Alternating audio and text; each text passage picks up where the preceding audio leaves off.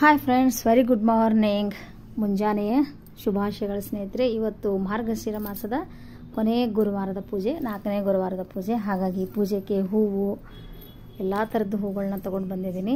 ಹಾಗೆ ಸೈಡಿಗೆ ಗೋಧಿ ಹುಗ್ಗಿ ಮಾಡೋಣ, ಇವತ್ತೇ ಕೊನೆಯ ಗುರುವಾರ ಇರೋದರಿಂದ ಅಂತ. ಹಾಗೆ ಇಲ್ಲಿ ಬರ್ತಕ್ಕಂಥ ಮುತ್ತೈದರಿಗೆ, ಇದು ಪೂಜೆಗೆ 7 ಜನ ಮುತ್ತೈದರಿಗೆ ಕರಿಬೇಕು ಅಂತ ಪ್ರತೀತಿ ಇದೆ. ಹಾಗಾಗಿ 7 ಬುಕ್ಕು, 7 ಥರದ ಏನಾದರೂ ಒಂದು ಗಿಫ್ಟ್ ಪ್ರಸಾದನ ಕೊಡಬೇಕು. ಓಕೆ, ಇವತ್ತಿನ ಪೂಜೆ ಈ ರೀತಿಯಾಗಿ ಸಮಾಪ್ತಿ ಆಯಿತು. ಪೂಜೆನ ಮುಗಿಸ್ತಾ ಇದ್ದೀನಿ. ಈ ಥರದ ಒಂದು ಸಣ್ಣ ಸಣ್ಣ ಪ್ಲಾಸ್ಟಿಕ್ ಡಬ್ಬಗಳನ್ನ, ಒಳ್ಳೆ ಕ್ವಾಲಿಟಿ ಇರ್ತಕ್ಕಂಥ ಒಂದು ಡಬ್ಬೆಗಳನ್ನು ತೊಗೊಂಡು ಬಂದಿದ್ದೀನಿ. ಅವನು ಕೂಡ ಇಟ್ಟು ಅದಕ್ಕೂ ಅರಿಶಿನ ಕುಂಕುಮನೂ ಏರಿಸಿ, ಹಾಗೆ ಬುಕ್ಕನ್ನು ಕೂಡ ಎಲ್ಲ ಪ್ರತಿಯೊಂದು ಬುಕ್ಕನ್ನು ಪೂಜೆ ಮಾಡಿ, ಅಲ್ಲಿ ಹೂವು ಎಲ್ಲ ಅಕ್ಷತೆ ಹಾಕಿ ಪೂಜೆ ಮಾಡಬೇಕಾಗತ್ತೆ. ಇದು ಬೆಳಗಿನ ಜಾವದ ಪೂಜೆ ನಂದು ಮುಗೀತು ಸ್ನೇಹಿತರೆ. ಇನ್ನು ಹಾಲು ನೈವೇದ್ಯ ಮಾಡಬೇಕು, ಜೊತೆಗೆ ಅಡುಗೆ ಕೂಡ ಎಲ್ಲ ರೆಡಿ ಆಗಬೇಕು. ಹಾಗಾಗಿ ಇನ್ನು ಸ್ಟಾರ್ಟ್ ಮಾಡ್ತೀನಿ. ಅದೇ ರೀತಿ ನನ್ನ ಒಂದು ಯೂಟ್ಯೂಬ್ ಚಾನಲ್ ನೋಡ್ತಕ್ಕಂಥ ಪ್ರತಿಯೊಬ್ಬರು ಸ್ನೇಹಿತರೆ, ನೀವು ಚೆನ್ನಾಗಿದ್ದೀರಿ ಅಂತ ಭಾವಿಸ್ತಾ, ಇವತ್ತಿನ ಮಾರ್ಗಶಿರ ಮಾಸದ ಕೊನೆಯ ಗುರುವಾರದ ಪೂಜೆನ ತಮ್ಮ ಜೊತೆ ಶೇರ್ ಮಾಡ್ತಾ ಇದ್ದೀನಿ. ಇವತ್ತು ನಾನು ರೆಡ್ ಕಲರ್ ಸಾರಿನ ಕೂಡ ಹಾಕ್ಕೊಂಡಿದ್ದೀನಿ. ನಾನಿಲ್ಲಿ ಮಾತಾಡಿದ್ದೆ, ಬಟ್ ನಮ್ಮ ಮನೆ ಸುತ್ತ ಎಲ್ಲ ಬಿಲ್ಡಿಂಗ್ ಕಟ್ಟೋದರಿಂದ ಅದರದ್ದು ಆವಾಜ್ ಜಾಸ್ತಿ ಬರ್ತಾಯಿತ್ತು. ಹಾಗಾಗಿ ಮೇಲಿಂದ ನನ್ನದೊಂದು ಧ್ವನಿನ ಕೊಡ್ತಾ ಇದ್ದೀನಿ. ಮಾತಾಡೋದು ಹೆಚ್ಚು ಕಮ್ಮಿ ಆಗ್ತಿರ್ಬೋದು, ಅದೇನೇ ಇರಲಿ. ನನ್ನ ಒಂದು ಯೂಟ್ಯೂಬ್ ಚಾನಲ್ ನೋಡ್ತಕ್ಕಂಥ ಪ್ರತಿಯೊಬ್ಬ ವ್ಯೂವರ್ಸು ನನ್ನ ಒಂದು ಫ್ಯಾಮಿಲಿ ಅಂತ ತಿಳ್ಕೊಂಡು, ನನ್ನ ಒಂದು ಪ್ರತಿಯೊಂದು ದಿನದ ಒಂದು ಏನೆಲ್ಲ ನಿಮಿತ್ತ ಕೆಲಸ ಆಗ್ತಿರ್ತಾವೆ ತಮ್ಮ ಜೊತೆ ಶೇರ್ ಮಾಡ್ತಾ ಇರ್ತೀನಿ. ಹಾಗಾಗಿ ತಪ್ಪಿದ್ದರೆ ಕ್ಷಮೆ ಇರಲಿ. ಇವತ್ತು ರೆಡ್ ಕಲರ್ ಸಾರಿನ ಹಾಕ್ಕೊಂಡಿದ್ದೆ. ನನ್ನ ಒಂದು ಯೂಟ್ಯೂಬ್ ಚಾನಲ್ ನೋಡ್ತಕ್ಕಂಥ ಪ್ರತಿಯೊಬ್ಬ ಯಾರೇ ನೋಡ್ತಾ ಇದ್ದರೂ ಕೂಡ ಈ ಮಾರ್ಗಶಿರ ಮಾಸದ ಮಹಾಲಕ್ಷ್ಮಿಯ ಒಂದು ಆಶೀರ್ವಾದ ಸದಾ ತಮ್ಮೆಲ್ಲರ ಮೇಲೆ ಇರಲಿ ಅಂತ ನಾನು ಕೂಡ ದೇವ್ರನಲ್ಲಿ ಪ್ರಾರ್ಥನೆ ಮಾಡುತ್ತಾ ಪೂಜೆನ ಇನ್ನು ಬುಕ್ಕ ಓದಬೇಕು. ಹಾಗೆ ಸೈಡಿಗೆ ಕೂಡ ಅಡುಗೆ ಮಾಡ್ತಾಯಿದ್ದೀನಿ. ಒಂದು ಸೈಡ್ ತುಪ್ಪನ ಕಾಯಕ್ಕಿಟ್ಟಿದ್ದೆ. ಹಾಗೆ ಗೋಡಂಬಿ, ಪಿಸ್ತಾ, ಬಾದಾಮಿ, ನಮ್ಮ ಕಡೆ ಕೇರ್ ಬೀಜ ಅಂತ ಹಾಕ್ತೀವಿ ಗೋಧಿ ಹುಗ್ಗಿಗೆ. ಇದನ್ನೆಲ್ಲನೂ ತುಪ್ಪದಲ್ಲಿ ಸ್ವಲ್ಪ ಫ್ರೈ ಮಾಡ್ಕೋಬೇಕು. ಸೈಡ್ಗೆ ಈ ಒಣ ಕೊಬ್ಬರಿನ ಏನಿರುತ್ತಲ್ವ, ಚೆನ್ನಾಗಿ ಅದನ್ನು ತುರ್ಕೊಂಡಿದ್ದೀನಿ. ಕ್ಲಿಯರಾಗಿ ನಿಮ್ಗೆ ಗೋಧಿ ಹುಗ್ಗಿ ಮಾಡೋದು ಯಾರಿಗೆಲ್ಲ ಹೊಸದಾಗಿ ಮಾಡೋರಿದ್ದರೆ, ನಾನು ಆಲ್ರೆಡಿ ನನ್ನ ಒಂದು ಯೂಟ್ಯೂಬ್ ಚಾನಲಲ್ಲಿ ಬಿಟ್ಟಿದ್ದೀನಿ ಸ್ನೇಹಿತರೆ, ಆರಾಮಾಗಿ ನೋಡ್ಕೊಂಡು ಬರ್ಬೋದು. ತುಂಬಾ ಈಸಿ. ತುಂಬ ಜನರು ಗೋಧಿ ಹುಗ್ಗಿ ಮಾಡೋದು ಪ್ರೊಸೆಸ್ಸು ತುಂಬ ಲಾಂಗು, ತುಂಬ ಕಷ್ಟ ಅಂತ ಹೇಳ್ತಿರ್ತಾರೆ. ಬಟ್ ಮನಸ್ಸಿದ್ರೆ ಮಾಡೋದು ತುಂಬಾ ಈಸಿ. ಆಲ್ರೆಡಿ ನಾನು ಗೋಧಿ ಹುಗ್ಗಿ ರೆಡಿ ಆಗಿದೆ ಸ್ನೇಹಿತರೆ. ಇದಕ್ಕೆ ಇವಾಗ ಒಣ ಕೊಬ್ಬರಿ ಏನು ತುರಿದಿಟ್ಕೊಂಡಿದ್ನಲ್ವ, ಅದನ್ನೆಲ್ಲನೂ ಹಾಕಿ ಒಂದು ಸೆಕೆಂಡ್ ಮಿಕ್ಸ್ ಮಾಡ್ತಾಯಿದ್ದೀನಿ. ಇವಾಗ ಗೋಧಿ ಹುಗ್ಗಿ ಮಾಡೋದು ತುಂಬಾ ಈಸಿ ಸ್ನೇಹಿತರೆ. ಮುಂಚೆ ಆದ್ರೆ ಕುಕ್ಕರ್ ಇರ್ತಾ ಇರಲ್ಲ, ತುಂಬ ಕಷ್ಟ ಇತ್ತು. ಬಟ್ ಈ ಕುಕ್ಕರಲ್ಲಿ ಒಂದು 5ರಿಂದ 6 ಸೀಟಿ ಹೊಡ್ಸ್ಕೊಂಡ್ಬಿಟ್ರೆ ಗೋಧಿ ಚೆನ್ನಾಗಿ ಕುದ್ದು ಬಂದಿರುತ್ತೆ. ಅದನ್ನೊಂದು ಸಲ ಮಿಕ್ಸರಲ್ಲಿ ಮಾಡ್ಕೊಂಡ್ಬಿಡ್ಬೇಕು. ತುಂಬಾ ಈಸಿ, ಹಾಗೆ ಟೇಸ್ಟ್ ಕೂಡ ತುಂಬ ಚೆನ್ನಾಗಿರುತ್ತೆ. ಇದನ್ನು 2 ದಿನದಿಂದ ಆರಾಮಾಗಿ ಇಟ್ಕೊಂಡು ತಿನ್ಬೋದು. ಕೊನೆಯದಾಗಿ ತುಪ್ಪದಲ್ಲಿ ಫ್ರೈ ಮಾಡ್ಕೊಂಡಂಥ ಪ್ರತಿಯೊಂದು ಡ್ರೈ ಫ್ರೂಟ್ಸ್ ಏನಿತ್ತಲ್ವ, ಅದನ್ನೆಲ್ಲನೂ ಇದರಲ್ಲಿ ಹಾಕ್ಕೊಂಡು ಸರಿಯಾಗಿ ಮಿಕ್ಸ್ ಮಾಡ್ಕೊಂಡ್ಬಿಟ್ರೆ ನಮ್ಮ ಈ ಗೋಧಿ ಹುಗ್ಗಿ ದೇವಿ ಪೂಜೆಗೆ ನೈವೇದ್ಯಕ್ಕೆ ರೆಡಿ ಆಯಿತು ಸ್ನೇಹಿತರೆ. ಹಾಗೆ ಆಕಳಿಗೆ ಕೂಡ ನೈವೇದ್ಯ ಇಡಬೇಕು. ಇವತ್ತು ಬೆಳಗಿನ ಜಾವನ ನಾನು ಎಲ್ಲನೂ ಅಡುಗೆನೂ ಮಾಡಿ ಮುಗಿಸ್ತಾ ಇದ್ದೇನೆ. ಯಾಕಂದರೆ ಸಾಯಂಕಾಲ ಮುತ್ತೈದರು ಬರ್ತಾ ಇರ್ತಾರಲ್ವ. ಕೊನೆಯದಾಗಿ ಸ್ವಲ್ಪ ಏಲಕ್ಕಿ ಪೌಡರ್ನ ಕೂಡ ಉದುರಿಸ್ಕೊತಾ ಇದ್ದೀನಿ ಫ್ಲೇವರಿಗೋಸ್ಕರ. ಸಾಯಂಕಾಲ ಪೂಜೆ ಮಾಡೋದಕ್ಕೆ ತುಂಬ ಲೇಟಾಗಿಬಿಡುತ್ತೆ. ಹಾಗಾಗಿ ಇಲ್ಲಿ ಪುಳಿಯೋಗರೆ, ಬದನೆಕಾಯಿ ಪಲ್ಯ, ಚಪಾತಿ, ಪಾಪಡಿ ಎಲ್ಲ ನೈವೇದ್ಯ ಮಾಡಿ ಮಂಗಳಾರತಿ ಮಾಡಿ, ಇವಾಗ ಬೆಳಗ್ಗಿನ ಜಾವನ ಕಾಯಿ ಹೊಡೆದು ಮಂಗಳಾರತಿ ಮುಗಿಸ್ತಾ ಇದ್ದೀನಿ ಸ್ನೇಹಿತರೆ.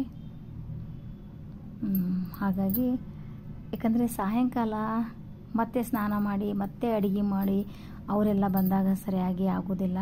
ಯಾಕಂದರೆ ಮುತ್ತೈದರನ್ನ ಕಾಯಿಸೋದು ಅಷ್ಟೊಂದು ಸರಿ ಅನಿಸೋದಿಲ್ಲ. ಹಾಗಾಗಿ ಬೆಳಗ್ಗೆ ಎಲ್ಲನೂ ಮುಗಿಸ್ಕೊಂಡು ಈಗ ನೈವೇದ್ಯ ಹಿಡಿದು ಮಂಗಳಾರತಿ ಮಾಡಿ ಕಾಯಿ ಕೂಡ ಹೊಡ್ಕೊಂಡ್ವಿ. ಇನ್ನು ಸಾಯಂಕಾಲ ಬಂದಂಥವ್ರಿಗೆ ಪ್ರಸಾದ ಅಂತ ಏನಾದರೂ ಕೊಡಬೇಕು. ಹಾಗಾಗಿ ನಾನಿಲ್ಲಿ ಖಾರ ಚುರ್ಮರಿ ಅಂತ ಹೇಳ್ತೀವಿ. ಈ ಖಾರ ಚುರ್ಮರಿಗೆ ಒಂದು ಸ್ವಲ್ಪ ಸೇವನ್ನು ಮಿಕ್ಸ್ ಮಾಡಿಕೊಂಡು ಕೊಡ್ತಾಯಿದ್ದೀನಿ. ತುಂಬ ಚೆನ್ನಾಗಿರುತ್ತೆ. ವರ್ಷ ಒಂದೊಂದು ಥರ ಮಾಡ್ತೀನಿ. ಹೋದ ವರ್ಷ ತೋಸಿದ್ದ ಅವಲಕ್ಕಿ ಶಿರಾ ಮಾಡಿದ್ದೆ, ಅಚ್ಚೆ ಸಲ ಉಪ್ಪಿಟ್ಟು, ಈ ಥರದ್ದು. ಅದು ಒಂಥರ ಎಲ್ಲ ಒಂಥರ ಇದು ಆದಂಗೆ ಹೋಗ್ಬಿಡ್ತು ಉಪ್ಪಿಟ್ಟು ಅದೆಲ್ಲ ಕೊಡೋದ್ರಿಂದ. ಹಾಗಾಗಿ ಏನಾದರೂ ಡ್ರೈ ಆಗಿರೋದು ಕೊಡೋಣ ಬೆಸ್ಟ್ ಅನ್ನಿಸ್ತು ಈ ಸಲ. ಹಾಗಾಗಿ ಖಾರ ಚುರ್ಮರಿ ಮಾಡಿದ್ದೀನಿ. ತುಂಬಾ ಟೇಸ್ಟಿಯಾಗಿ ಕೂಡ ಇರುತ್ತೆ. ಹಾಗೆ ಬಾಳೆ ಎಲ್ಲನೂ ಎಲೆನ ಹುಡಿ ಕೊಡಬೇಕಾದಂಥ ಎರಡೆರಡು ಎಲೆ, ಬಾಳೆಹಣ್ಣು, ಅಡಿಕೆ ಬಟ್ಟ, ಅಕ್ಕಿ 5 ಥರದ ಸಾಮಾನುಗಳನ್ನು ಮಿಕ್ಸ್ ಮಾಡಿಕೊಡಬೇಕು. ಹಾಗಾಗಿ ಹೂವು ಉಡಿ ಸಾಮಾನು ಏನಿತ್ತಲ್ವ ಅದನ್ನು ಕೂಡ ಸಜ್ಜು ಮಾಡಿಕೊಂಡೆ. ಹಾಗೆ ನಾನಿಲ್ಲಿ ಏನೆಲ್ಲ ತೊಗೊಂಡು ಬಂದಿದ್ದೆ ಅಲ್ವಾ ಡಬ್ಬಿ, ಆ ಡಬ್ಬಿನೂ ಕೂಡ ಎಲ್ಲನೂ ಪ್ರತಿಯೊಂದು ಪೂಜೆ ಮಾಡ್ಕೊಂಡಿದ್ದೆ. ಇಲ್ಲಿ ನೋಡ್ತಾ ಇದ್ದಿರಲ್ವ ಸ್ನೇಹಿತರೆ, ಒಂದೊಂದು ಡಬ್ಬಿಗೆ ಒಂದು ಸ್ವಲ್ಪ ಖಾರ ಚುರ್ಮರಿ ಹಾಗೆ ಸ್ವೀಟ್ ಬಂದು ಮೈಸೂರು ಪಾಕನ ಇಡ್ತಾ ಇದ್ದೇನೆ. ತುಂಬ ಟೇಸ್ಟಿಯಾಗಿರುತ್ತೆ. ಇದನ್ನು ಈ ಥರ ಡ್ರೈ ಕೊಡೋದ್ರಿಂದ ಅವರು ಇವತ್ತಾದರೂ ತಿನ್ಬೋದು ಅಥವಾ ನಾಳೆ ಆದರೂ ತಿನ್ಬೋದು ಅಲ್ವಾ ಸ್ನೇಹಿತರೆ, ಹಾಗಾಗಿ ಡ್ರೈ ಕೊಡ್ತಾ ಇದ್ದೀನಿ.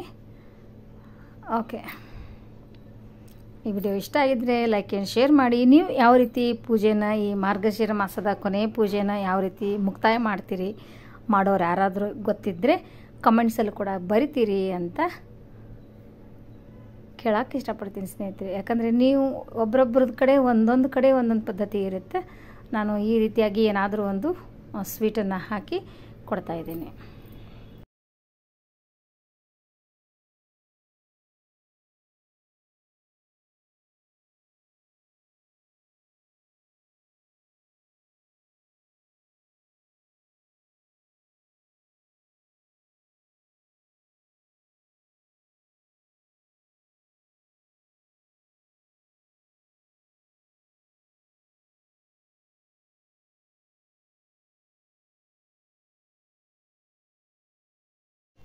ಇವಾಗ ಸಾಯಂಕಾಲ 6:45 ಆಗಿದೆ ಸ್ನೇಹಿತರೆ.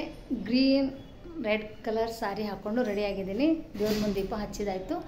ಇವಾಗಿನ್ನೂ ಕೆಲವೊಂದಿಷ್ಟು ಜನರನ್ನ ಮುತ್ತೈದಕ್ಕೆ ಕರೆದಿದ್ದೀನಿ. ಬರ್ತಿದ್ದಂಗೆ ಅವ್ರಿಗೆ ಅರ್ಶಿನ ಕುಂಕುಮ ಮಾಡಿ ಕೊಟ್ಟು ಆ ಕಡೆಗೆ ಪ್ರಸಾದ ಕೊಟ್ಟು ಬರಬೇಕು.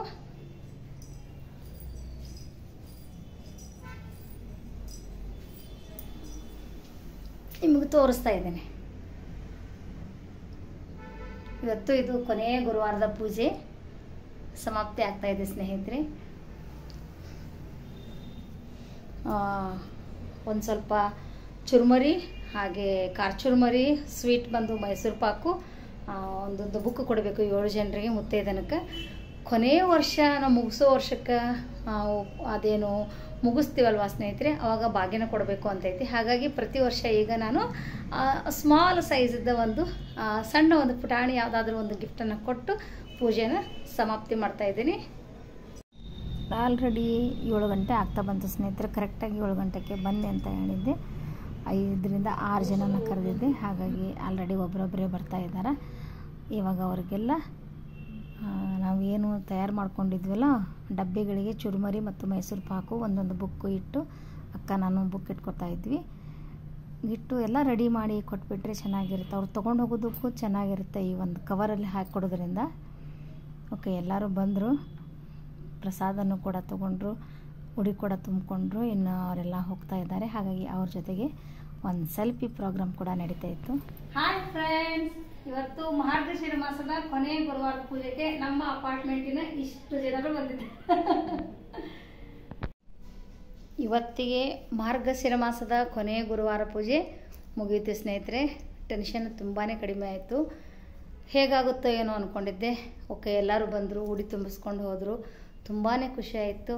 ಹಾಗೆ ನನ್ನ ಒಂದು ಯೂಟ್ಯೂಬ್ ಚಾನಲಲ್ಲಿ ಪ್ರತಿ ವಾರ ಮಾಡ್ತಕ್ಕಂಥ ನನ್ನ ಒಂದು ಮಾರ್ಗಶಿರ ಮಾಸದ ಪೂಜೆದ ವಿಡಿಯೋನ ಬಿಟ್ಟಿದ್ದೀನಿ ಸ್ನೇಹಿತರೆ. ಇವಳೇನು ಬರೀ ಪೂಜೆದ ವಿಡಿಯೋನ ಬಿಡ್ತಾ ಅನ್ಬೇಡಿ, ಅದೇ ರೀತಿ ಎಲ್ಲ ಥರದ ಶಾರ್ಟ್ಸ್ ವಿಡಿಯೋನು ಮಾಡ್ತಾಯಿದ್ದೀನಿ. ತುಂಬ ಜನ ಇಷ್ಟಪಡ್ತಾ ಇದ್ದೀರಾ.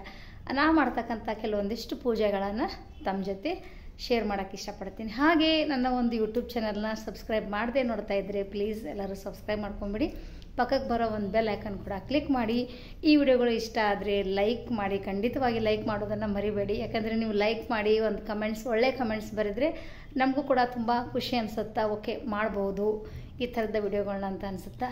ಹಾಗೆ ಇವತ್ತಿನ ವಿಡಿಯೋ ಇಷ್ಟ ಆಗಿದ್ದರೆ ಶೇರ್ ಮಾಡಿ ಅಂತ ಹೇಳ್ತಾ, ಹಾಗಾದರೆ ಸ್ನೇಹಿತರೆ ಈ ವರ್ಷದ 2024 ಈ ವರ್ಷದ ಮಾರ್ಗಶಿರ ಮಾಸದ ಪೂಜೆಯನ್ನು ಮುಗಿಸಿ ವಿಡಿಯೋನ ಕೂಡ ಇಲ್ಲಿಗೆ ಎಂಡ್ ಮಾಡ್ತಾಯಿದ್ದೀನಿ ಸ್ನೇಹಿತರೆ. ಧನ್ಯವಾದಗಳೊಂದಿಗೆ ತಮ್ಮ ಪ್ರೀತಿಯ ಗೆಳತಿ ರಾಜೇಶ್ವರಿ. ಸರಿ, ಹೋಗಿ ಬರೋದಾ? ಬಾಯ್.